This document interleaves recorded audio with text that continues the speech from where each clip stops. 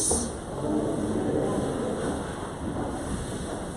Looking at the readings today, especially the readings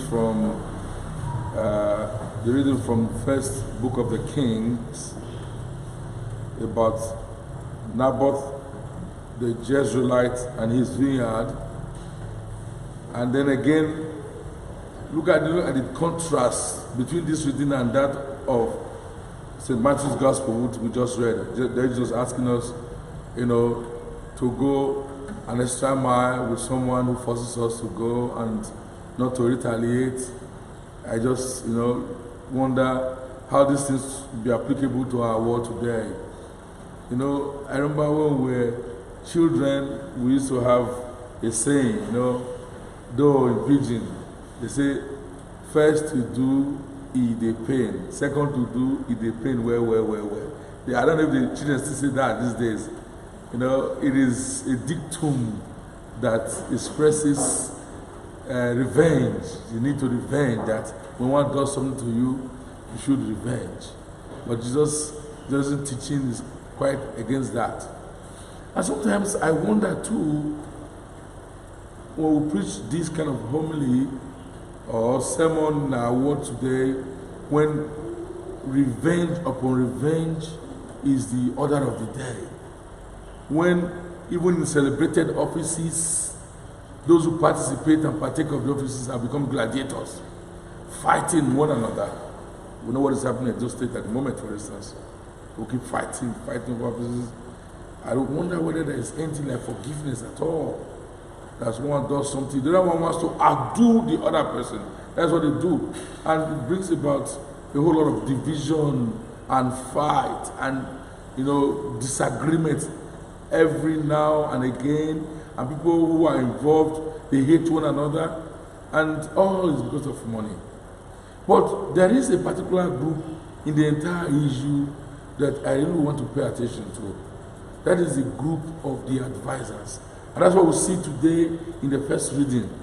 When Naboth the Jezreelite was approached by Ahab about his vineyard, he says, no, it is an inheritance from my fathers. I cannot let you have it. And then the king was vexed. He was angry. He couldn't even sleep. He had to tell his wife. And now the wife, Jezebel, who was a pagan, was the one who advised her husband and advised him wrongly. Not only advised him wrongly, even concocted the plan, helped him. Behind him, we are told by the readings, wrote a letter in his name with his seal and sent and lied against Naboth and had him killed just for the vineyard. Because the husband wanted the vineyard badly. And that's what a lot of people do. Advising these people wrongly. A lot of the fights that we see among politicians today is not really because of what they originally think themselves, but because of what people around them tell them. A lot of these people are Christians. You see the divide. You see those on this side and those on this other side. A lot of them are Christians. They keep telling lies. The sycophants that wants pushing them to go to court, won't pushing them to go to kill, don't push them to do all kinds of evil. All those persons who don't call themselves Christians, I tell you, they are the side of Jezebel. Some of them are even worse than Jezebel. But Lord Jesus is telling us today, as Christians, we shouldn't behave that way. In fact, I find the words of Jesus also articulated well in St. Paul's letter to the Romans. Because you have to transcend this world's own way of viewing things in order to be able to carry out what Jesus says. St. Paul says to us today in Romans chapter 12, in verse 2, he says, do not choose to be conformed to this age, but instead choose to be reformed in the newness of your mind, so that you may demonstrate what is the will of God, what is good, what is pleasing, and what is perfect. You want to be transformed. Unless you are transformed inwardly, you cannot reason rightly. You have to be transformed. And then, of course, still following the line of Jesus, he says to us in verse 17 of St. chapter 12, letter to Romans, render to no one harm for harm. Provide good things not only in the sight of God, but also in the sight of all men. Do not pay evil for evil. And of course, in fact, in verse 21 it says, do not allow evil to prevail. Instead, prevail over evil by means of goodness. Do not repay evil for evil. Repay evil with goodness. And when you do that, you prove to be a child of God. What is good, what is acceptable to God, what is perfect. It is something very difficult to do, but you should be ready to do it. That is the mark of the child of God. It's difficult, very difficult thing to practice, especially when something really belongs to you and someone is trying to take it from you. It takes a lot of courage, faith, trust in the Lord to let it go. Someone come and he just says, if he slap you on the right cheek, turn the left. Is that really easy? It can be very difficult. But Jesus did it. When he went through his passion, they crucified him, they flogged him, they slapped him, they beat him, and then they killed him. He did not utter a word. You know the song?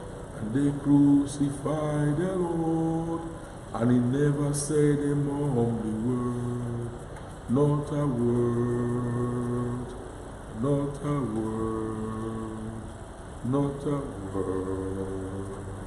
Jesus didn't say a word. He killed him. So he lived by example, and he expects us all to do the same. Dearly beloved in Christ, I know it's a very difficult thing to do, but let us learn to follow the steps of Christ. And very importantly, to teach our children. That evil dictum of first to do not the pain, second to do the pain well should be raised from our minds and from the minds of our children. So we will learn and know that we do not labor for this world. There's life after death. There's life after here. And as Christians, we are people of hope, our hope in the resurrection. For that reason, because we are looking forward to where we are going, and our minds are there, we behave as persons who are transiting this world. Because Jesus says, where your treasure is, that's where your heart will be. If your treasure is in heaven, then your heart will be in heaven. They do things that will take you to heaven. So, irrespective of the molestations that we get from people, from the insult that we get from people, from the indignities we get from people, from embarrassment we get from people, from the assault we get from people, for the sake of Christ, let us learn to be kind. He will reward us. Peace be with you all.